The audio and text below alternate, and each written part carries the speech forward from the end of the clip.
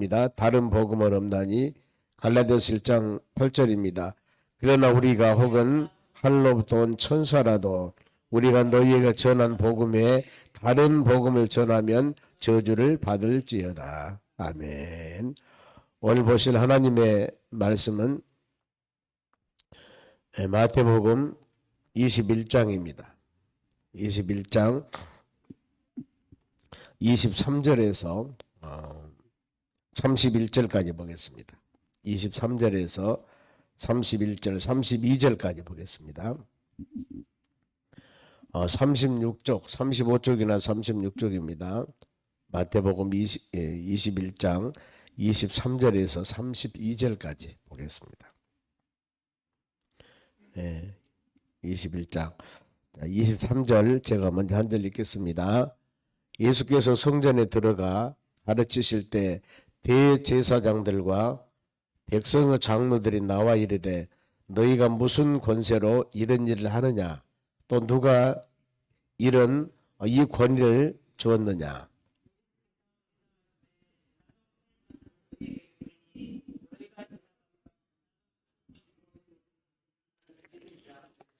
요한의 세례가 어디서부터 왔느냐 하늘로부터냐 사람으로부터냐. 그들이 서로 의논하여 이르되 만일 하늘로부터라 하면 어찌하여 그를 믿지 아니하였느냐 할 것이요 만일 사람으로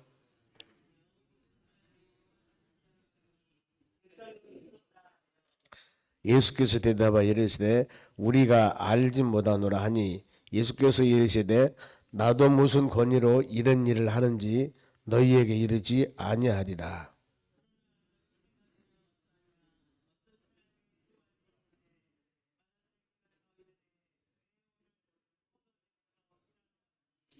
대답하여 이르되 아버지 가겠나이다 하더니 가지 아니하고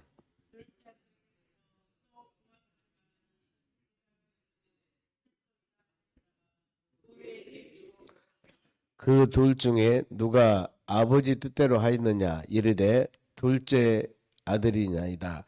예수께서 그들에게 이르시되 내가 진실로 너희에게 이르노니 세리들과 창녀들이 너희보다 먼저 하나님의 나라에 들어가리라. 요한이 의의 도로 너희에게 왔거늘 너희는 그를 믿지 아니하였으며 세리와 창녀는 믿었으며 너희는 이것을 보고도 끝내 뉘우쳐 믿지 아니하였도다. 아멘. 옆 사람에 인사합시다. 오늘도 승리합시다. 오늘 하나님 말씀은 예수님 시험 받는 날입니다. 시험 받는. 종교 지도자들이 서기관과 바리새인들이나 이런 사람들이 예수님을 시험해서 진짜인가 가짜인가 이게 아니라 시험해서 죽이려고 예수님 십자가 죽이려고 그런 권한을 하고 시험을 하고 있습니다. 그러면은 왜 예수님을 죽이려고 그랬을까? 그 이유가 있겠죠. 우리가 이 고난주간 첫날이 주일날 종려주일이라고 합니다. 예루살렘 입성할 때 나귀를 타고 입성하는데 종려나무 가지를 깔고 제자들은 나름대로 옷을 벗어서 귀하게 환영을 많이 합니다. 이유가 있죠. 예수님께서 이제 예루살렘 들어가서 왕이 되면은 제자들 12명이니까 한 자리에서 차지하겠죠. 이런 의미들. 그리고 백성들은 호산나면서 난리법석으로 환영을 합니다. 왜냐하면은 예수님은 기사와 이적을 행하셨습니다. 각색 질병 환자를 고치시고 오병리 기적을 행하셨습니다. 저분이 왕이 되면은 우리 질병들 다 치료할 것이고 우리가 먹고 사는 문제 끝이다 이제. 이렇게 이런 것 때문에 그야말로 노마 많은 학정 어려움 당하는데 여기서부터 해방. 그러니 얼마나 기쁜 마음으로 예수님 맞이하겠습니까? 그런 예수님을 어린 나귀를 타고 예루살렘 입성한 것은 그렇게 많은 사람에게 호화호식하고 그런 권세와 능력으로 어떤 위치를 가지고 섬김받으려 하는 것이 아니었습니다. 예수님의 예루살렘 입성 자체가 아버지 뜻을 이루기 위해서 십자가 죽으시기 위해서 들어가신 거거든요. 전혀 상반된 생각이지 않습니까? 그리고 우리 예수 그리스도를 믿으면서 반드시 예수님 때문에 받는 우리의 영광도 있지만은 또 예수님 때문에 당하는 십자가 이걸 꼭 마음으로 생각하면서 믿음으로 생각해야 살아야만이 여러분의 신앙이 온전한 신앙이 될 수가 있는데 예수님 믿으면서 받는 복만 생각하면은 예수님 믿으면서 받는 핍박 이 계산이 안 되는 겁니다. 이 부분들. 그리고 월요일 날은 그거였습니다. 보면 하나님의 교회 성전의 능력. 예수님이 예루살렘 입성해서 성전에 들어갔습니다. 가니까 어때요? 물건 파는 사람들, 뭐 돈 바꾸는 사람들, 이런 사람들이 성전의 기능을 제대로 하지 못했을 때 책망을 합니다. 그러면서 성전은 3대 기능을 말씀해요. 하나님의 성전은 기도하는 집이다. 하나님의 성전은 말씀과 말씀을 통해서 치유와 회복의 역사가 일어나야 된다.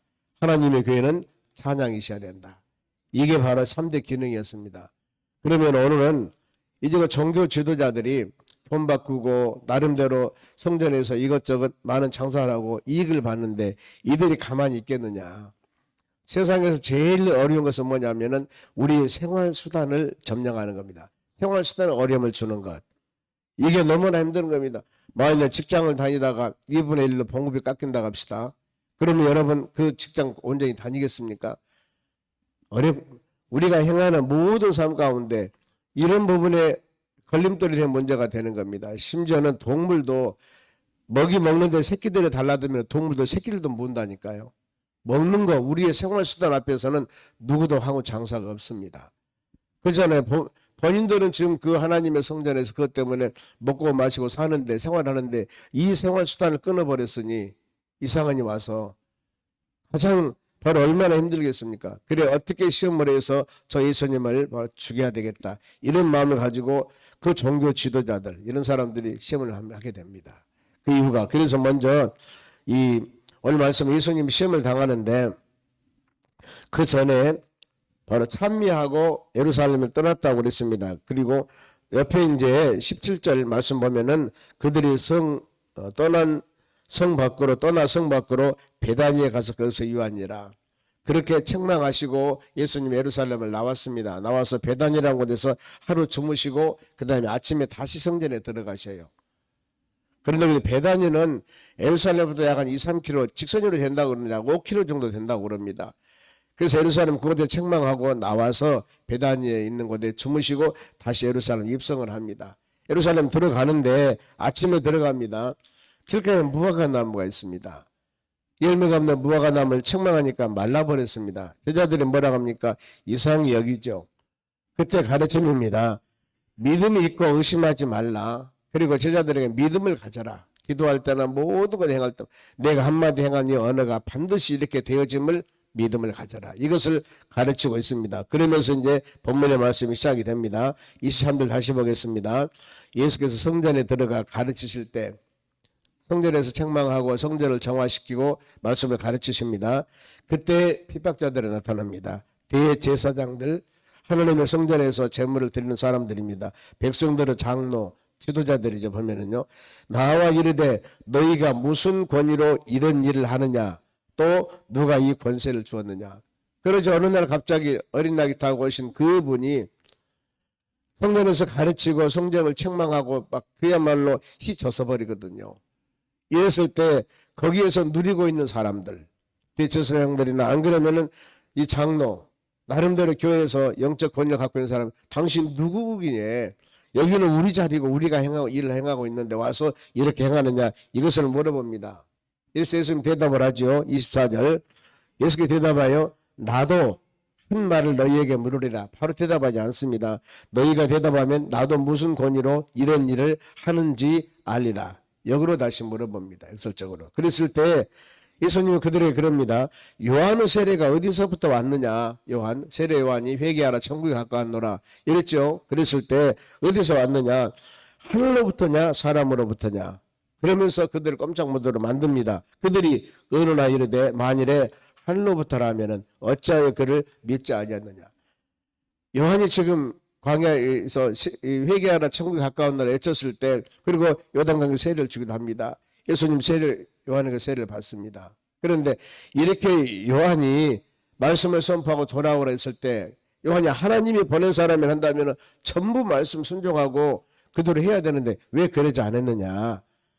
그리고 만일에 사람으로부터 한다면 모든 사람이 요한을 선지자로 여겨 백성을 무섭다 하여 그 사람이 선지자에서 하면서 떨 거다 그 말입니다. 이랬을 때 종교 지도자들이 예수님께 대답을 이르되 우리가 알지 못하나이다. 모르겠습니다. 그랬을 때 예수님께서 나도 무슨 권위로 이런 일을 하는지 너희에게 이르지 아니하리라. 그렇죠. 여러분 예수님은 하나님이십니다. 전능하신 분입니다. 예전 능력을 다 갖고 계신 분이요. 다 알아요. 미래 될 모든 일을 다 하신 분입니다. 그런데 인간의 지혜와 지식을 가지고 그 주님을 무너뜨리려고 했을 때 무너지겠습니까? 안 되는 것이죠. 하늘이 땅보다 높은 같이 내 생각은 너희 생각과 다르다. 내 길은 너희 일과 다르다고 이사야 55장 8절 이하 쪽 말씀하지 않습니까? 사람이 아무리 지혜와 지식을 가지고 한다 하더라도 하나님의 권위는 도저히 할 수가 없는 것입니다. 먼저 이것을 인식하는 겁니다. 창조주와 피조물의 관계. 창조주 하나님, 우리 피조물. 이걸 생각해야 되는데 가끔 보면은 피조물이 창조주 권위에 도전하는 이게 어떻게 보면은 영적인 교만이라고 그럽니다. 성경 말씀합니다. 교만은 패망의 선봉이라고. 성경의 모든 사람들도 겸손하면 높이세요. 겸손할 때 은혜가 임하게 됩니다. 야고보 4장 6절 그렇습니다. 교만한 자 대적합니다. 하나님이 겸손한 자에게 은혜를 주신다. 높이신다고 말씀하거든요. 이 교만이 인간 관계에서 목에 힘주는 교만뿐만 아니라 그 모든 관계는 본질적으로 하나님의 권위를 무시하는 데서 나오는 것들을, 하나님의 권위를 하나님답게 여기지 아니할 때 나타난 것이거든요. 우리가 이런 부분들 항상 어느 환경 가운데서도 우리 피조물 하나님의 권위에 순종하며 믿음으로 살아간다는 확실한 마음을 가져가고 예배를 드리고 말씀 묵상할 때마다 나의 지금 신앙의 정도, 나의 신앙의 상황, 나의 신앙의 생각은 어떤가? 이 말씀을 하나님 음성으로 듣고 말씀대로 순종하며 따라가는가? 안 그러면은 내 판단 기준에 의해서 하나님을 나를 도우는 도움이 불가하는가? 잘 묵상했을 때 우리 신앙이 성장 성숙할 줄로 믿습니다. 그러면서 이제 두 아들 비유를 해요. 두 아들 비유를 하면서 28절입니다. 그러나 너희 생각은 어떠하냐? 어떤 사람이 두 아들이 있는데 맏아들 큰아들이 있는데 가서 이르되 오늘 포도원에서 일하라 합니다. 그러는데 예 하겠습니다 하고 하지 않는 사람이 있어요. 그리고 어떤 사람은 둘째 아들은 그와 같이 하니 나는 못하겠습니다. 나 안 갈랍니다. 그러는데 회개하고 그 일을 해요. 두 아들 비도합니다. 이 둘 중에 누가 아버지 뜻대로 행하는 자들이냐? 물론 둘째입니다. 답을 하죠. 그러면은 맏아들은 누굴까? 예, 말은 잘하는데 행동을 행하지 않은 거. 이것은 바로 바리새인과 서기관들, 유대인들에 대한 책망이거든요. 너희들이 말만 하고 하지 않느냐, 행동을 하지 않느냐. 그잖아요. 특히 이제 이 23장의 마태복음 보면 그런 내용이 나옵니다. 화했을진저 서기관과 바리새인들이요. 그러면서 왜 너희들은 가르치는 것, 말하는 것은 올바르게 하는데 행동을 하지 않느냐. 행동을 하지 않느냐. 이랬을 때 바로 책망을 하게 되는 겁니다. 그러면서 그들에게 그들이 말하는 것, 말은 따라라. 왜? 하나님 말씀이기 때문에. 그러나 그들의 행위는 본받지 말라. 그래서 교회에서 중요합니다. 목회자가 설교는 잘하고 잘 가르쳐요. 굉장히 잘하고. 그런데 행동을 보니까 아니에요. 전혀 아니에요. 기도 생활하는 것이나 물질 생활하는 것들이나 모든 행하는 것이 아니에요. 근데 말은 참 잘해요. 설교를 엄청나게 잘합니다. 그런데 삶이 아니거든요. 그러면 여러분 처음에 설교를 듣고는 여러분들 와 감화감동해요. 그럼 어떻습니까? 다음에 행하는 모습 보고 아니면은 신뢰성이 떨어집니다. 교회 제도들도 마찬가지예요. 여러분 교회도 장로님 우리 항존직들 안수집사 권사들도 마찬가지거든요. 보면은요. 그 직분을 가지고 신앙생활 할 때 성도들이 기름부어 세우니까 처음은 존경합니다. 그러나 행위가 온전하지 못할 때 기도생활 하는 거, 헌금생활 하는 거, 봉사생활 하는 거 안 하면 여러분 어떻게 되겠습니까? 그 다음부터는 신뢰성이 떨어지는 거예요. 그런 지금 얘기거든요. 보면은 서기관과 바리새인들 굉장히 말은 잘해 보면은 예 하겠습니다 엄청 잘하는데 어때요? 하지 안 해버린 거예요. 그러는데 이방인과 아니면 세리나 바로 이런 이 세리나 청해나 이렇게 세상 손가락질 받는 사람들 나는 죄인입니다. 이거 해. 모두 할 수 없어요. 어렵습니다. 그런데 하나님 말씀을 듣고 깨달았고 그때 돌아와서 그 사역들을 감당해 나가는 것입니다. 이걸 지금 말씀하는 거거든요. 우리는 여러분 항상 이걸 마음에 새기면서 그리하여서 이 31절 중반절 말씀 보면은 세리들과 창녀들이 너희보다 먼저 하나님의 나라에 들어가리라. 그렇게 말씀하면 32절에 여호와니 의의 도로 너희에게 왔거늘 너희는 그를 믿지 아니하였으되 의의 도 세리와 창녀들은 믿었으며 너희는 이것을 보고도 끝내 뉘우쳐 믿지 아니하였도다. 회개하라 천국이 가까웠나라 세례 요한이 외쳤을 때 이 세상의 창녀들과 세상의 손가락질 받는 사람들은 바로 회개하고 돌아와서 그 하나님 말씀 믿고 믿었다. 그럼 너희들은 어때요? 너는 아니야 하면서 자기 교만함이 빠져서 이거 순종하지 않았다 그 말입니다. 그러면서 이제 쭉 종교 지도자들에 대한 책망을 하게 됩니다. 보면은요. 33절부터 어떤 책망이냐면은 두 아들 비유를 하게 되는 것입니다. 보면은요. 이 아들 비유를 하게 되는데 벌써 33절 또 다른 한 비유를 들어 한 집에 주인이 포도원을 만들어 산 울타리를 두르 거기에서 집 짜는 틀을 만들고 망대를 짓고 농부들에게 새로 주었습니다. 포도원과 농부 비유합니다. 이건 종교 지도자의 책망입니다. 한 주인은 하나님 말씀하고 종들은 선지자입니다. 농부들은 종교 지도자들이에요. 그래서 이 한 주인 하나님이 종들 선지자들을 계속 보내요. 회개하고 돌아와라 말씀 붙잡고 믿음으로 돌아와라. 그런데 농부들의 종교 지도자들이 종들을 죽여요. 구약에 보면은 뭐 이사야, 예레미야, 에스겔, 다니엘 수많은 선지자, 신약에 말하는 사도들 이런 종들을 보내서 말씀을 증거해서 회개하고 돌아오도록 합니다. 복음 증거하죠 보면은요. 근데 그들이 복음의 말씀을 듣고 돌아오면 다행인데 그게 아닙니다. 오히려 아들을 죽이는 겁니다. 38절 보면은 농부들이 그 아들을 보고 서로 말하되 이는 상속자니 자 죽이고 그 아들의 유산을 차지하자. 결국에 예수님을 십자가 주겠다. 이런 내용들입니다만은 책망을 하죠. 종교 지도자들에게. 그러면서 계속되는 이제 종교 지도자들이 시험을 해요. 22장 말씀하면 서너 가지 시험이 나옵니다. 요약을 하면은 세금 감교에 보면 예수님을 올무로 꽉 매여서 어떻게든지 어려움 주려고 22장 15절 말씀 보면은 바리새인들이 가서 어떻게 하면 예수의 말을 올무에 걸리게 할까 하고 올무 시험에 넣어서 예수님을 꼼짝 못하도록 하려는 그런 여러 가지 수단과 방법을 바로 세웁니다. 그러면서 이제 시험 제목이 뭐냐면은 2장 17절에 그러면 당신 생각에는 어떠하는지 우리에게 이르소서 가이사에게 세금을 바치는 것이 옳으니까 옳지 아니하니까. 지금 예수 믿고 하나님 우리가 예수 믿는 여러분들이 만일 우리가 세금 고지서가 나옵니다. 그런데 그 세금 고지서가 나왔을 때 우리가 이 봉급 받는 걸 11조 하나님께 하지 않습니까? 그런데 하나님께 드렸어.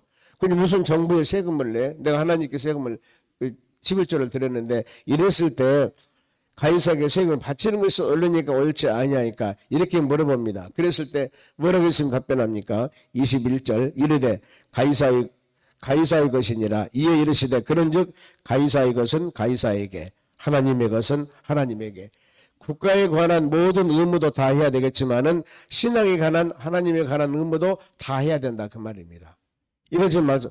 그러니까 22절 이 말씀을 듣고 그들이 말씀을 듣고 놀랍게 여겨 예수님을 떠나니라. 이를 떠나는 게 아니거든요. 우리가 여기서 느끼는 것은 우리가 다가온 시험은 계속 옵니다.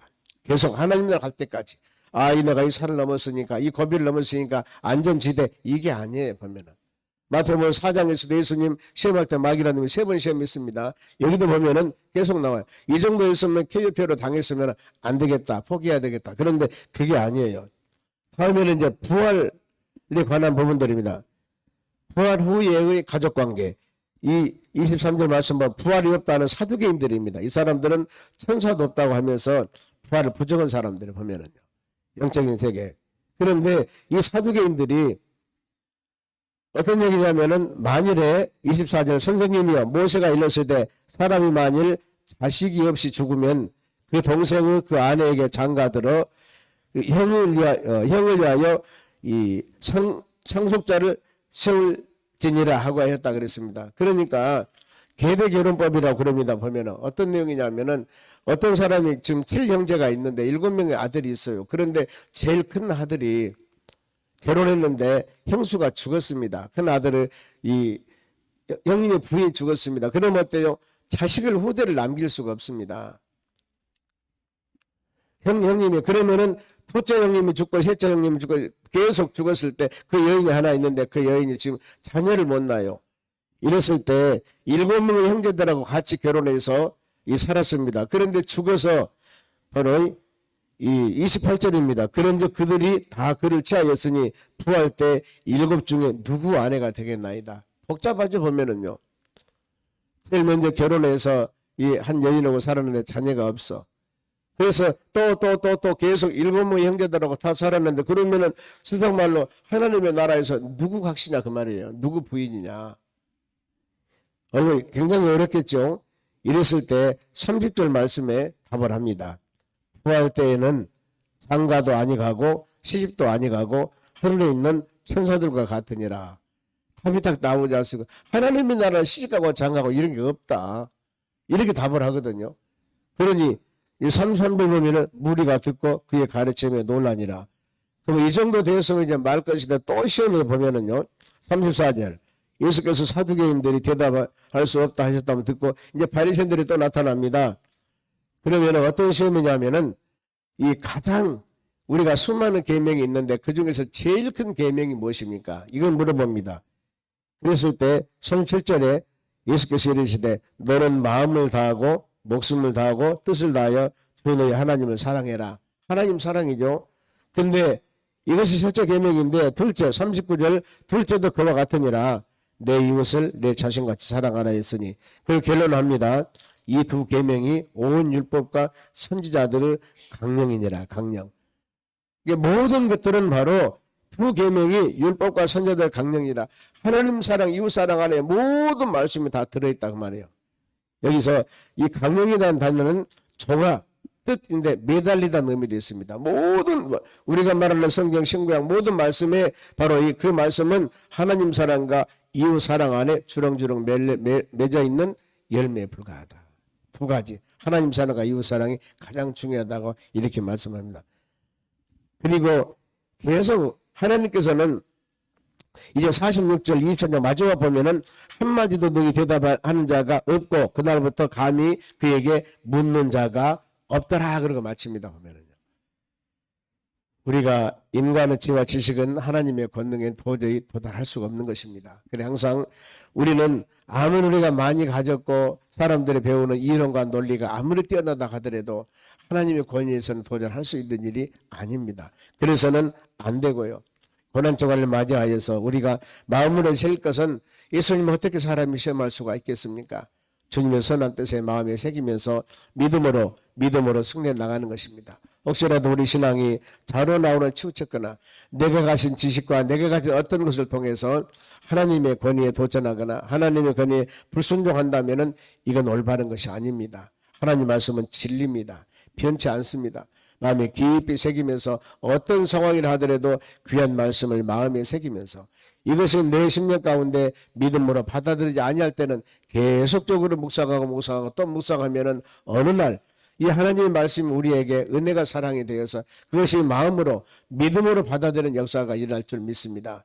그리하여서 또 우리 신앙을 쑥쑥 성장하고 한 단계 두 단계 올라갈수록 보이는 세상이 다르듯이 우리 신앙의 성장과 성숙은 이런 연단을 통해서 이루어짐을 마음에 깊이 새기면서 믿음으로 승리해 나가는 여러분 되시기를 주의 이름으로 축원합니다. 기도하겠습니다. 하나님 감사드립니다. 주신 말씀 마음에 새기며 우리가 믿음으로 승리해 나가기를 원합니다. 자로나 후나 치우치지 않도록 도와주시고 오직 예수 성령 충만함으로 우리가 고난주간을 잘 마칠 수 있는 은총을 내려 주시옵소서. 연약하지 않도록 도와주시고 우리가 주의 말씀 대할 때마다 귀한 말씀이 우리 믿음으로 심령에 받아들여 우리 신앙이 성장 성숙하는 귀한 일들이 항상 우리 심령 가운데 함께 할 수 있도록 은총을 내려 주시옵소서. 마음에 소원 넣고 기도하는 기도 제목들 특별히 주님의 권한에 우리가 더 깊이 마음에 새기면서 주님 품 안에 거하는 믿음의 자녀들이 되도록 복의 복을 더하여 주시옵소서. 감사하며 예수님의 이름으로 기도하옵나이다. 아멘. 주기도문으로 마치겠습니다.